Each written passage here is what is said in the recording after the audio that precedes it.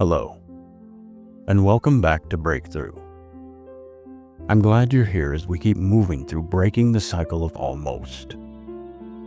If you've been following along, you know what this is. If you're new, do yourself a favor and don't start in the middle. Pause this and go back to episode 1. The story is meant to build, and it hits different when you walk it in order. All right. Take a breath. Let's step into today's episode. If almost loved was the opening line of your story, it does not have to be the closing one.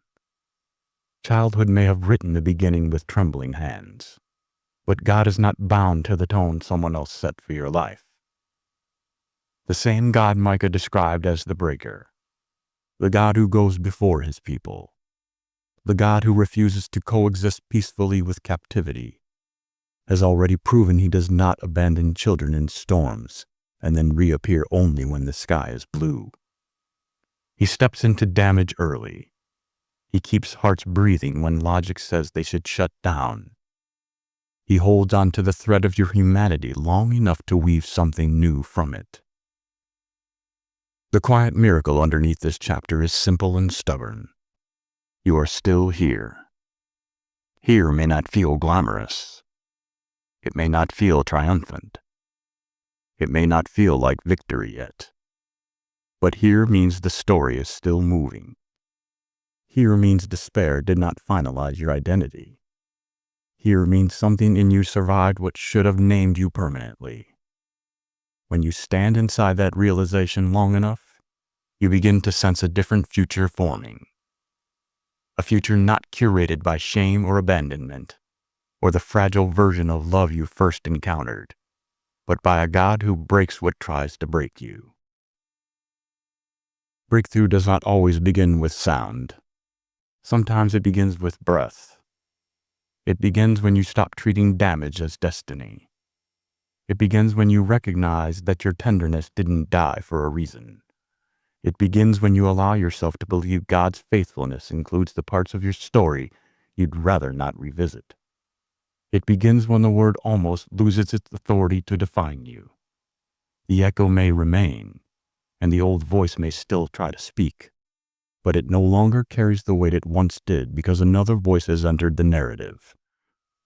The voice of the one who goes before you.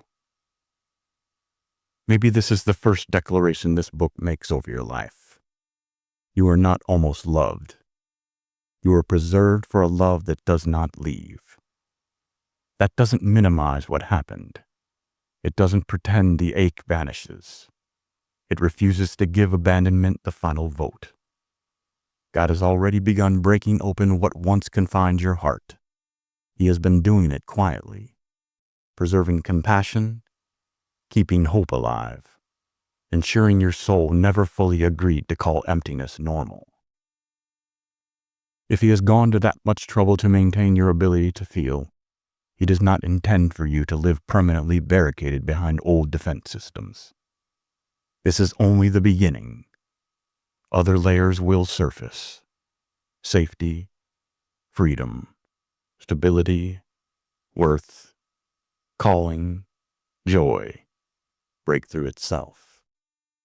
History will need to be confronted. Healing will need room to grow. Identity will need to be reclaimed.